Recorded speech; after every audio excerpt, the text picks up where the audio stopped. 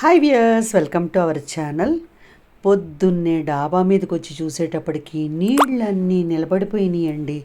అసలు మామిడికాయల కోసం నిన్న కర్ర కూడా నేను డాబా మీద పెట్టి వెళ్ళేటప్పటికి ఎలా తడిసిపోయిందో చూడండి. చక్కగా ఇట్లాగా కర్రకి ఉట్టి కట్టి మామిడికాయలు కోసుకుంటామండి. పైకి వచ్చేటప్పటికి అసలు పొద్దున్నే మాకు టెర్రస్ గార్డెన్లో పెద్ద వర్క్ పడిందండి. ఈ నీళ్ళన్నీ కూడా పాదాలు మునిగే అన్ని నీళ్ళు చూడండి, ఎన్ని నీళ్ళు అన్నీ కూడా డాబా మీద ఇలాగ స్టోర్ అయిపోయి ఉన్నాయండి. తూముకి ఆకులన్నీ అడ్డం పడిపోయినాయి. మామిడి చెట్లు చూడండి ఎన్ని కాయలు రాలినాయోనండి. గాలి వచ్చినట్టుంది మిడ్ నైట్, ఆ గాలికి కాయలన్నీ రాలిపోయి పగిలిపోయినాయండి.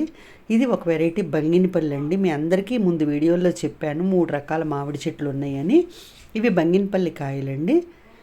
ఇవన్నీ కూడా ఇంకా కోసేసేయాలండి. వర్షాలు స్టార్ట్ అయిపోయినాయి ఇక్కడ.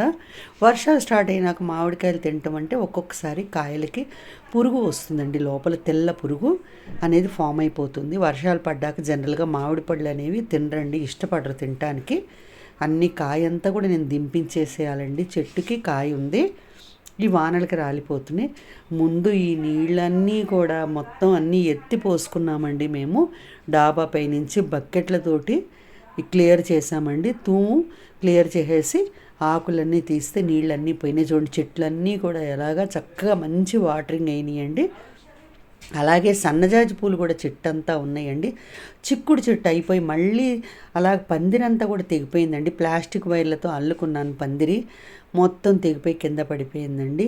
మళ్ళీ చిక్కుడు పాదు వేసుకోవాలి. చెట్లన్నీ కూడా వర్షాలకు వంగిపోయినాయండి. చూడండి గన్నేరు చెట్లు కూడా ఇలాగా పక్కకి తలలు వాల్చేసినాయండి.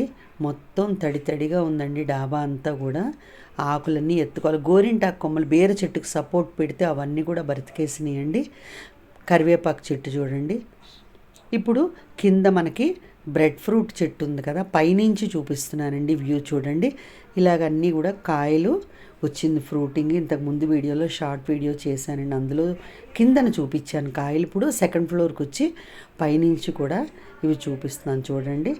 బాగుంది కదా వెదర్. Thank you.